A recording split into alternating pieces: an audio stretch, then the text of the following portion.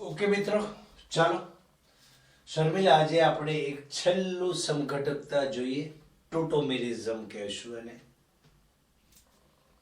બંધારણી સમઘટકતાનો પાંચમો પ્રકાર. ટોટોમેરિઝમ શું છે એ સમજી લઈએ. ઇંગ્લિશમાં બી ટોટોમેરિઝમ, ગુજરાતીની બુકમાં બી ટોટોમેરિઝમ જ આપેલું છે. મેટામેરિઝમ બી એ જ આપેલું, એનું કોઈ ગુજરાતી નથી, ધ્યાન રાખજો. જો અહીંયા આગળ ટોટોમેરિઝમમાં કોઈ પણ કાર્બનિક સંયોજન છે એનું બે રૂપમાં સતત રૂપાંતર થતું રહે. આમાંથી આમાં રૂપાંતર થાય તો આને ફોરવર્ડ રિએક્શન કહેવાય, પુરોગામી પ્રક્રિયા કહેવાય. આનું પાછું આમાં રૂપાંતર થાય એને રિવર્સ રિએક્શન કહીએ, પ્રતિગામી પ્રક્રિયા કહીએ છીએ. પેલું કીટો ફોર્મ છે. કીટો ફોર્મ એટલે એવું રૂપ કે જેમાં કીટોનિક સમૂહ હોય, કાર્બનની સાથે ઓક્સિજન ડબલ બોન્ડથી જોડાયેલો હોય એવું રૂપ છે એને કીટો રૂપ કહેવાય. કીટોનિક ગ્રુપ છે એટલા માટે કીટો ફોર્મ. અને બીજું ઇનોલ ફોર્મ. ઇનોલ ફોર્મ એટલે જેમાં આલ્કીનની કેરેક્ટરિસ્ટિક્સ બી હોય, મતલબ બે કાર્બન વચ્ચે ડબલ બોન્ડ પણ હોય અને બીજું આલ્કોહોલિક ગ્રુપ પણ હોય. આમાં એક ક્રિયાશીલ સમૂહ છે, આમાં બે ક્રિયાશીલ સમૂહો છે. જુઓ જરા, CH3CHO એનું નામ છે એસિટાલ્ડીહાઇડ. આયુપેક નામ થશે ઇથેનોલ. એનું બંધારણ લખીએ તો આ રીતે લખાય: કાર્બન સાથે 3 હાઇડ્રોજન સિંગલ બોન્ડથી, single bond CHO, C double bond O, single bond H ઉપર. અચ્છા, અહીંયા આગળ રીએરેન્જમેન્ટ થશે. બંધ અથવા તો પરમાણુ પોતપોતાના સ્થાન પરથી ચલિત થઈ અને બીજા સ્થાન પર ગોઠવાશે. એને અણુ પુનઃ વિન્યાસ કહીએ છીએ. અહીંયા આ હાઇડ્રોજન કાર્બન સાથેથી નાતો છોડી દેશે, ઓક્સિજન સાથે જોડાઈ જશે. બરાબર એ જ સમયે આ બે કાર્બન અને ઓક્સિજન વચ્ચેનો ડબલ બોન્ડ છે, એમાંથી પાઈ બોન્ડ આ બે કાર્બન ઉપર ટ્રાન્સફર થઈ જશે. તો આપણું આ સંયોજન બન્યું. તો CH2 double bond CH single bond OH.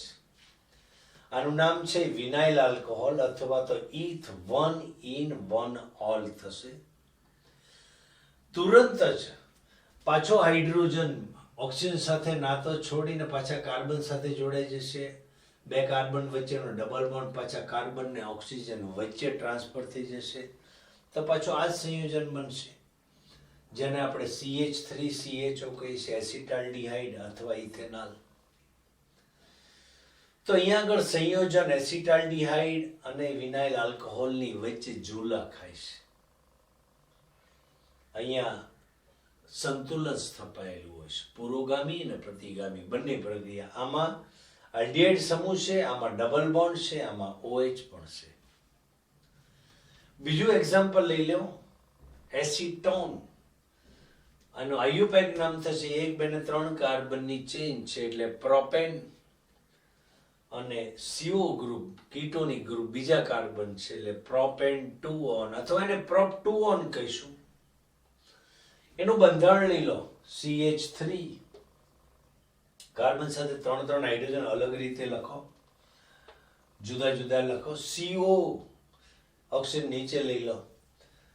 અચ્છા, અહીંયા આગળ આલ્ફા સ્થાનનો કાર્બન જે છે એની પરથી એક હાઇડ્રોજન ટ્રાન્સફર થઈને ઓક્સિજન પર જશે. બરાબર એ જ સમયે કાર્બન ને ઓક્સિજન વચ્ચેનો ડબલ બોન્ડ છે એમાંથી પાઈ બોન્ડ ટ્રાન્સફર થઈ અને આ બે કાર્બન વચ્ચે ગોઠવાઈ જશે. તો આપણું રૂપ આવું થશે. એક હાઇડ્રોજન ગયો, બે હાઇડ્રોજન ડબલ બોન્ડ બની ગયો, COH સિંગલ બોન્ડ CH3. તો આ બન્યું. આનું નામ થશે 1, 2, 3 કાર્બનની ચેઇન એટલે પ્રોપેનની આ પેદાશ છે. પ્રોપેન લખો યા પ્રોપ લખો. આ સંયોજનમાં બે ક્રિયાશીલ સમૂહ છે, એક ડબલ બોન્ડ છે ને એક OH બી છે.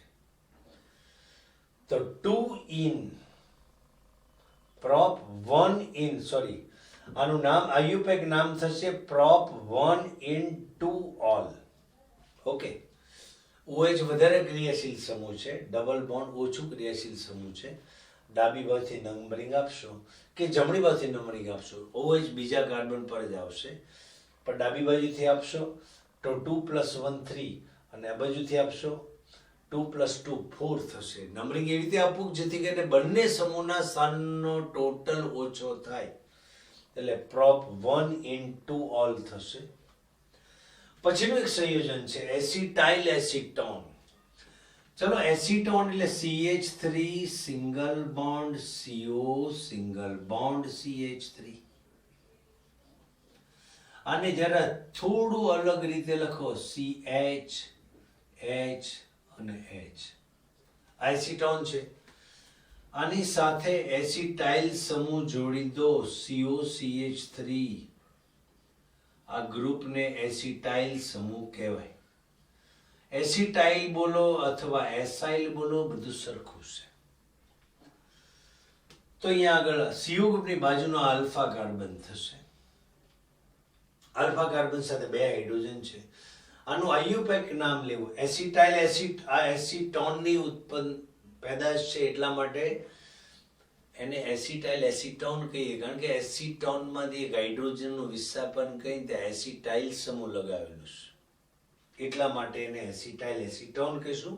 આયુપેક નામ લેવું હોય તો કાર્બન ગણો, 1 2 3 4 ને 5. 5 કાર્બન એટલે પેન્ટેન. આ નિપજ છે 5 પેન્ટેનની, અને એની અંદર ક્રિયાશીલ સમૂહ કેવા છે? 2 CO ગ્રુપ છે, અને એ CO ગ્રુપનું સ્થાન ગમે બધી નંબરિંગ આપશો, CO ગ્રુપનું સ્થાન બીજા અને ચોથા ઉપર આવશે. પેન્ટેન 2 4 ડાયોન. એક CO ગ્રુપ હોય તો ઓન કહેવાય, 2 CO ગ્રુપ હોય તો ડાયોન કહેવાય, 3 CO ગ્રુપ હોય તો ટ્રાયઓન કહેવાય છે. કીટોનને ઓન પ્રત્યે લાગે, એટલે આયુપેક નામ થશે પેન્ટેન 2 4 ડાયોન, અથવા એને પેન્ટ 2 4 ડાયોન પણ કહી શકો. એનું બંધારણ લખો તો CH3CO, આ 3 નંબરનો કાર્બનના હાઇડ્રોજન એક નીચે લખો આ રીતે, અને CO 4 નંબરનો CO ગ્રુપનો ઓક્સિજન ડબલ બોન્ડથી નીચે લખો. અહીંયા આ જે છે ને આલ્ફા કાર્બન કહો છો, તો આલ્ફા કાર્બન પરથી હાઇડ્રોજન પોતાનું સ્થાન છોડી અને ઓક્સિજન પર જશે. બરાબર એ જ વખતે C ડબલ બોન્ડ O માંથી એક પાઈ બોન્ડ છે, 2 કાર્બન વચ્ચે ટ્રાન્સફર થશે, તો આપણને નિપજ આવી મળશે, જે આ લખાશે. અને આ નિપજમાં ક્રિયાશીલ સમૂહ કેટલા છે જરા જોઈ લો. CO ગ્રુપ છે, ડબલ બોન્ડ છે અને OH છે. 3 ફંક્શનલ ગ્રુપ છે. 3માં વધારે ક્રિયાશીલ કોણ છે? CO group. તો એવી બાજુથી નંબરિંગ આપો જેથી કરીને CO ઓછો નંબર આવે, તો ડાબી બાજુથી નંબરિંગ આપશે 1 2 3 4 5. પેન્ટેન માંથી બનેલું છે, તો પેન્ટેન 2 ઓન અથવા તો પેન 2 ઓન થશે. પણ એમાં ઓછા ક્રિયાશીલ સમૂહનો ઉલ્લેખ પહેલા કરાય.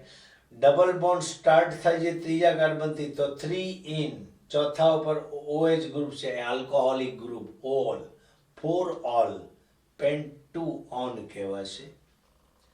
હવે આ સંયોજનમાં એટ વન્સ શું થશે? આ ઓક્સિજનનો હાઇડ્રોજન પાછો શિફ્ટ થઈને આ કાર્બન સાથે જોડાય છે. આ ડબલ બોન્ડમાંથી એક બોન્ડ પાઈ બોન્ડ અહીંયા પાછો ટ્રાન્સફર થઈ જશે, પાછું આપણું આ ઓરિજિનલ સંયોજન મળશે, મતલબ આ એસિટાઇલ એસિટોન. એટલે અહીંયા આગળ ટોટોમેરિઝમમાં જુઓ જરા, બીજું કંઈ નથી. સંયોજન, કોઈ પણ કાર્બનિક સંયોજન 2 રૂપની વચ્ચે ઝોલા ખાય, એક રૂપનું બીજા રૂપમાં, બીજા રૂપનું પહેલા રૂપમાં સતત રૂપાંતર થતું જાય. આ ઘટનાને આપણે રેઝોનન્સ કહીએ બી છીએ, એ પાછળ ભણશું, પણ અહીંયા આગળ કન્વર્ઝન થિયરા છે, અને કન્વર્ઝન માટે જવાબદાર મોલેક્યુલર રીએરેન્જમેન્ટ, મોલેક્યુલ અણુની અંદર ડબલ બોન્ડ અથવા તો પરમાણુ એકબીજાના પોતાના સ્થાન પરથી ચલિત થઈને બીજે સ્થાને ગોઠવાય, અને આ ઘટનાને ટોટોમેરિઝમ કહીએ. તો એસિટાલ્ડિહાઇડ ને વિનાઇલ આલ્કોહોલ, અથવા તો એસિટોન ને પ્રોપ 1 in 2 ઓલ, અથવા તો એસિટાઇલ એસિટોન ને 3 in 4 ઓલ, પેન 2 ઓલ, આ બધા એકબીજાના ટોટોમર્સ છે, ટોટોમેરિઝમ દર્શાવે છે. ઓકે, અહીંયા આગળ સ્વીટી પૂરું કરીએ. નેક્સ્ટ ટાઈમ આપણે આગળ ચાલશું. આ બંધારણીય સમઘટકતા પૂરી થઈ. 12માં કોમ્પ્લેક્સ કમ્પાઉન્ડમાં બંધારણીય સમઘટકતા આવડે. આ આવડશે તો એમાં આવડશે, આ ધ્યાન રાખજો. Okay, yes, thank you very much.